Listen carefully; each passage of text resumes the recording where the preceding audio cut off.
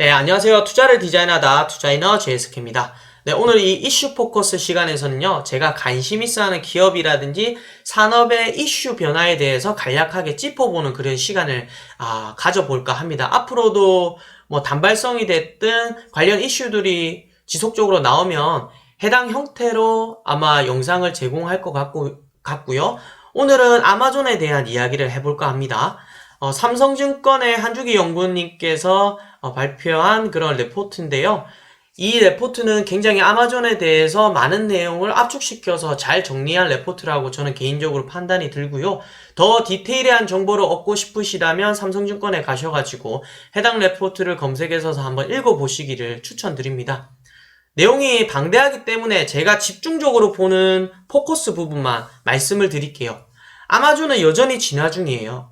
진화 중인데 네 파트로 나뉘거든요. 전자상거래 부분, 그 다음에 미디어 컨텐츠 부분, 클라우드 부분, 헬스케어 부분이고 이 모든 것을 아마존 프라임이라는 그런 회원제 플랫폼에 종속시키고 있어요.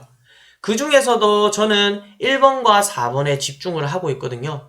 물론 상대적으로 미디어 컨텐츠 부분이라든지 클라우딩 컴퓨터도 꾸준하게 증가를 하고 있어요. 근데 이것은 누구나 아는 이야기일 뿐이고 제가 주목하는 것은 최근 1일 배송 투자를 시작을 하면서 더 급격하게 늘어날 거라고 생각하는 전자상거래 부분.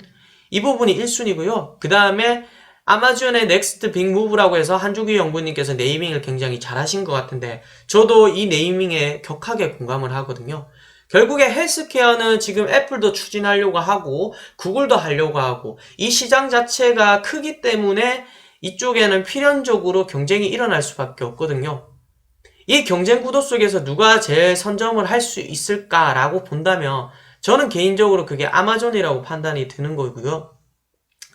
2018년도 필팩 인수부터 시작해서 19년도에 원격 진료, 스타트업 기업을 인수함에 따라서 이런 헬스케어 시장으로의 확대를 점진적으로 추진하고 있다라고 판단이 됩니다. 그럼 다시 1번으로 돌아가서 1일 배송을 통해서 투자 비용이 굉장히 늘어났고요. 그러면서 3, 4분기 시점에 주가 하락세가 막 나타났거든요. 비용이 너무 커져 버렸으니까. 근데 저는 이 투자 비용이 결국에는 향후 전자상거래의 매출 확대로 이어질 거라고 생각을 하거든요. 실질적으로 4Q에서도 매출의 성장이 일어났고 이 1일 배송 서비스를 도입함에 따라서 아마존 프라임 회원이 증가하게 됩니다.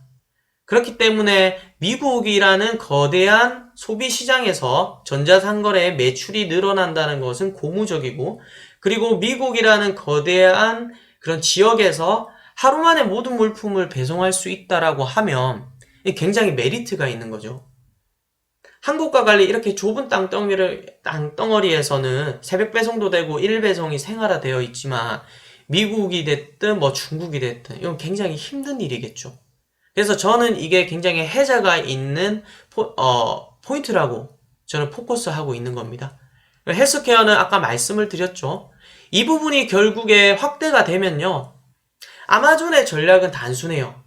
이 모든 이런 컨텐츠들을 소비자들한테 제공을 하는데 다만 아마존 프라임에서 가입을 하게 되면 아마존 프라임을 가입을 하게 되면 더 싸게 지원을 하고요.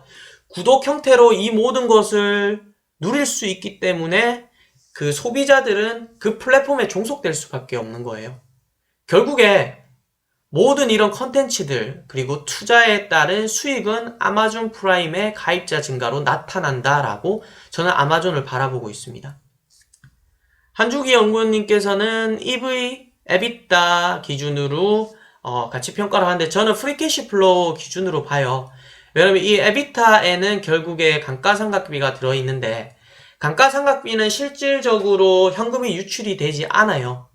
그래서 순수 현금이 지출되지 않기 때문에 영업이익에 더해주는 구조를 에비타라고 하는데 아마존은 이 감가상각비만큼이나 매년 투자를 진행을 하거든요.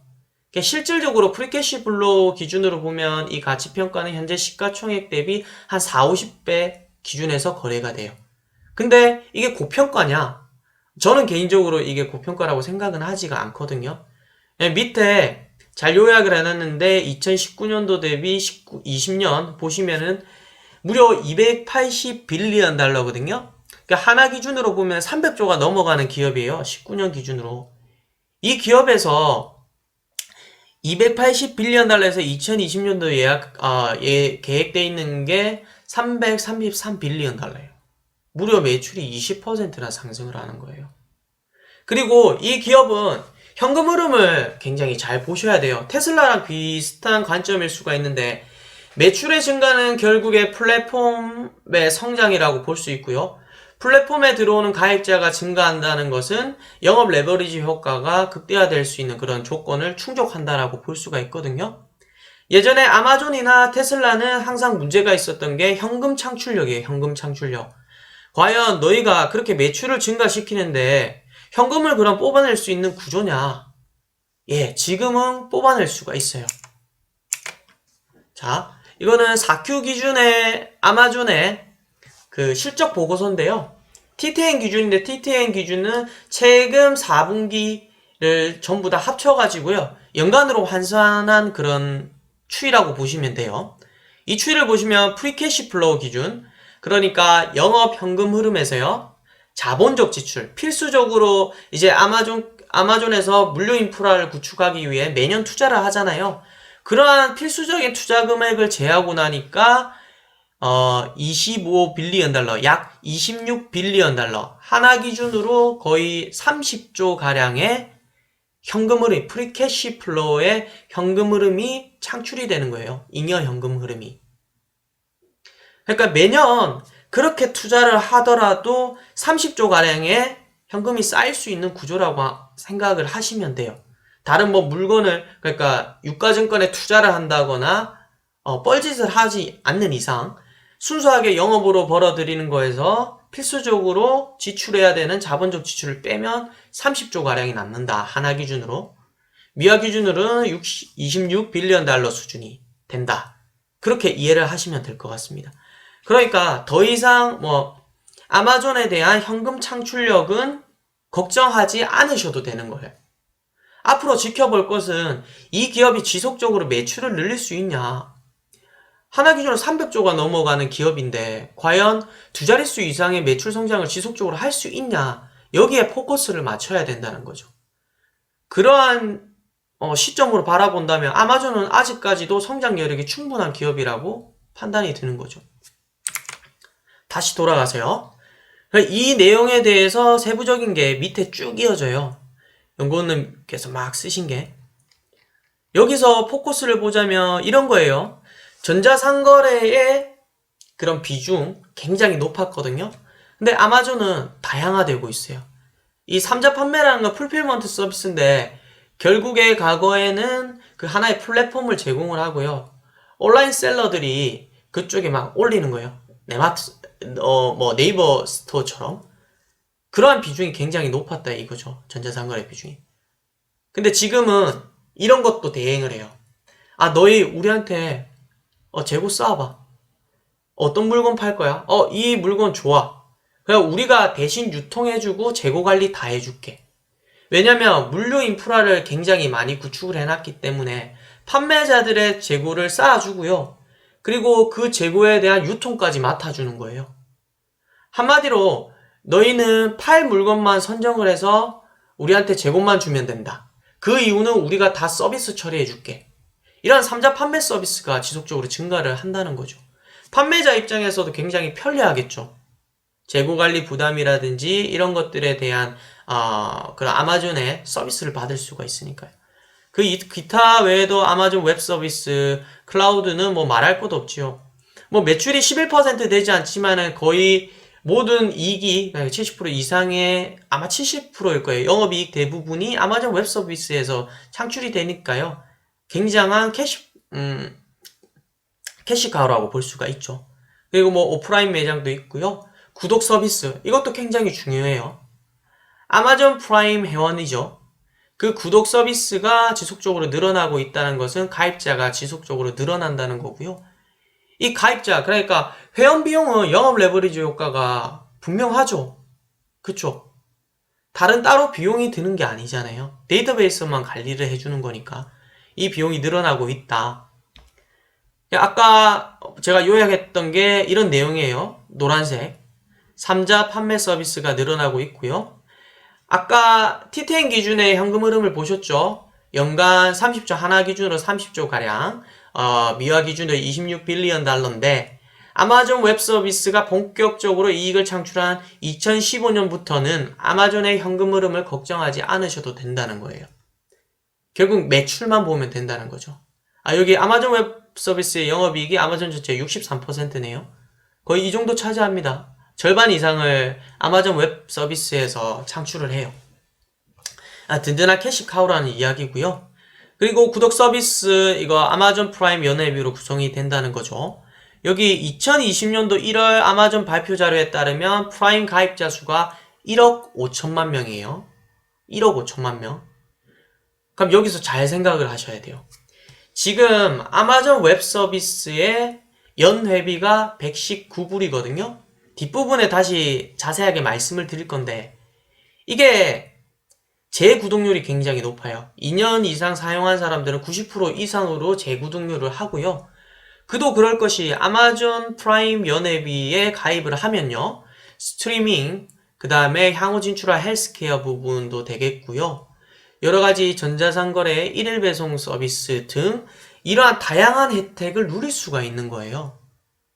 넷플릭스가 됐든 디즈니 플러스가 됐든 월 정액료가 10불이 넘어가죠. 그쵸?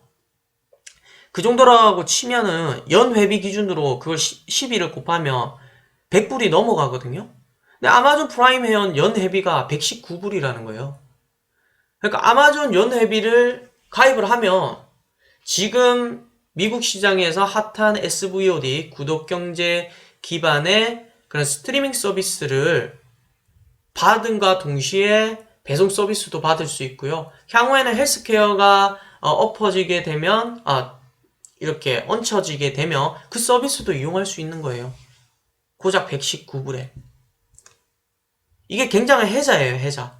그러니까 앞서 말씀드렸던 이 수많은 것들이 아마존 프라임이라는 그 회원제에 모두 다 녹아들어 있고 소비자들은 그 아마존 프라임 그 플랫폼 안에서 다양한 혜택을 받으니까 빠져나오지 못하는 거죠.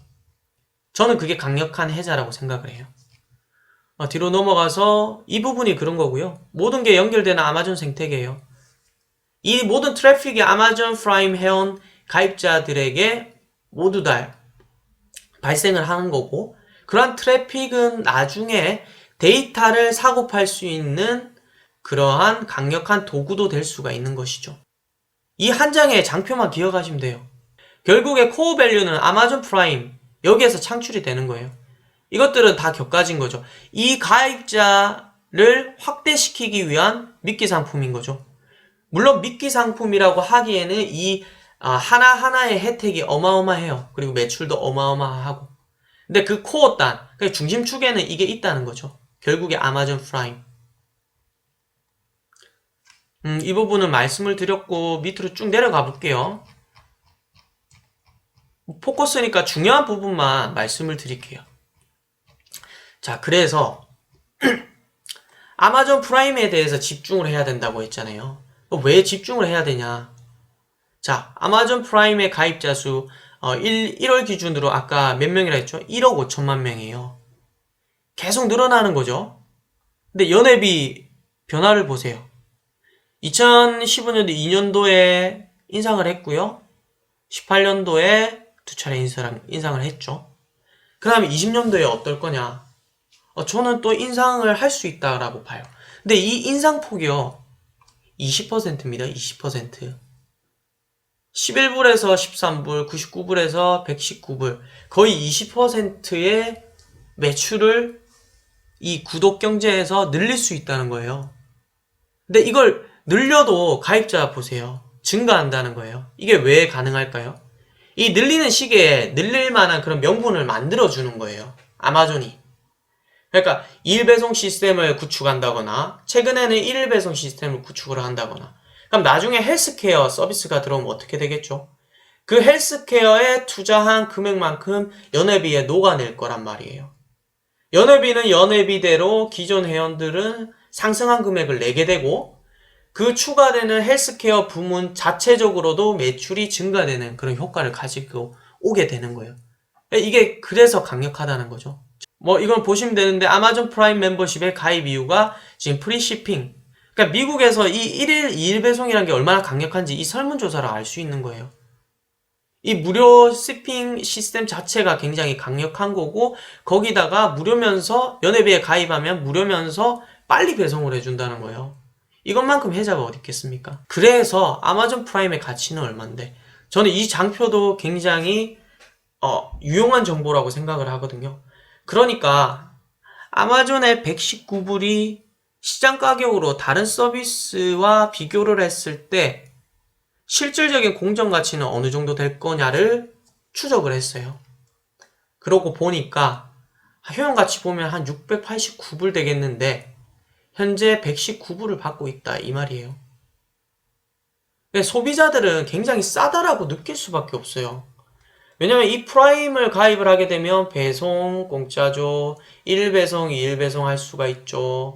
그 다음에 뭐 식료품 당일 배송해준다고 하죠. 스트리밍 이용할 수 있고, 음악 이용할 수 있고, 스토리지 이용할 수 있고, 킨들, 오디오, 트위치도. 결국 중요한 건 뭐겠어요? 나중에는. 네. 오늘의 포커스는 결국에 헬스케어예요. 헬스케어가 여기에 들어왔을 때 연회비는 또 얼만큼 뛸 것이며 그 헬스케어 자체적으로 성장할 수 있는 여력은 어떻게 될 것이냐. 저는 무조건 상승한다고 보는 거죠. 그 부분이 굉장히 파워풀하기 때문에.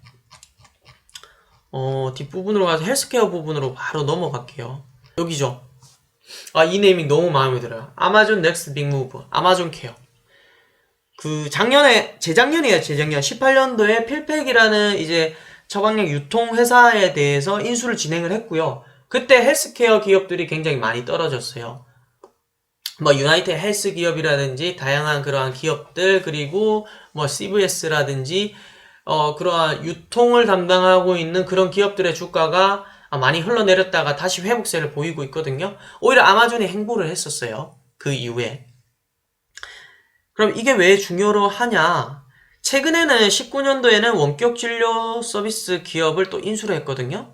그러면서 자사 직원들을 대상으로 원격 진료 서비스부터 시작해서 이런 헬스케어 서비스를 시행을 하고 있어요. 직원 복지를 위해서 한다라고 하지만 결국에 전 테스트 베드라고 봐요. 아마존 직원들을 위한 이런 서비스라고 하지만 결국 이게 성공적으로 진행이 된다라고 하면 미국 헬스케어 소비 시장으로 본격적으로 뛰어들겠죠. 헬스케어 시장이 제가 뉴스를 봤었는데 전자상거래 시장이 거의 4배 수준이에요. 4배 수준. 그러니까 어마어마하게 큰 시장이라는 거죠. 그러니까 애플을 비롯해서 구글 이런 대형 기업도 들어오려고 하고요. 제가 우리나라에 뭐 삼성도 그럴 거고요. 네이버도 지금 원격 진료 부분에 그런 관심을 보이고 있다라는 기사를 봤었고요. 그래서 자, 어제자 기사예요. 그러니까 아마존 케어라고 해요. 이 아마존 케어가 아마존 내에 시애틀 직원들을 위해서 지금 라이브가 되고 있고 이 직원들이 테스트베드 성격의 그런 혜택을 누리고 있다는 거예요. 가상진료 클리닉으로. 그러면 이 모습을 그려보자면 이런 거죠. 원격 진료를 해서 간단한 것들은 그냥 처방전을 보내주는 거예요. 그 처방전을 들고 소비자는 그냥 약국으로 가서 뭐 그 약을 탈 수도 있고요. 아니면 필팩을 이용해서 처방약을 받을 수도 있고요. 그런 구조가 될 거고 원격 진료를 해서 간단한 거는 원격 진료로 끝내고 그렇지 않은 부분은 원격 진료 상에서 예약을 잡는 거죠. 언제 어디까지 방문을 해주세요. 가령 생각을 해보면 오프라인에서 이러한 원격 진료 시스템이 없다고 하면 전화를 해서 가거나 아니면 직접 가서 이렇게 예약을 하려고 있는 사람이 너무 많이 몰려 있어요. 그럼 다시 발걸음을 되돌려야 되겠죠. 근데 미국이란 기업이 워낙 넓잖아요. 왔다 갔다 하는 시간이 얼만큼 많이 걸리겠습니까? 결국 이런 거예요. 이거는 저는 노다지가 될 거라고 생각을 하고 아마존의 넥스트 빅무브는 결국에 헬스케어에서 발생을 할 거다라고 생각을 해요. 다시 리포트로 돌아가세요. 이런 거죠. 리액션 데이터라는 그런 조사기관에서 조사를 했는데 향후 헬스케어 분야에서 가장 영향력 있는 기업은 어디일까? 아마존이 50%가 가반이 넘어가네요. 그 다음 뭐 애플이라든지 구글, 마이크로소프트 다양한 기업들이 있는데 저도 이 시선에 공감을 하는 거예요. 네. 결국 아마존의 헬스케어 진출 히스토리가 이렇게 쭉 있는데요.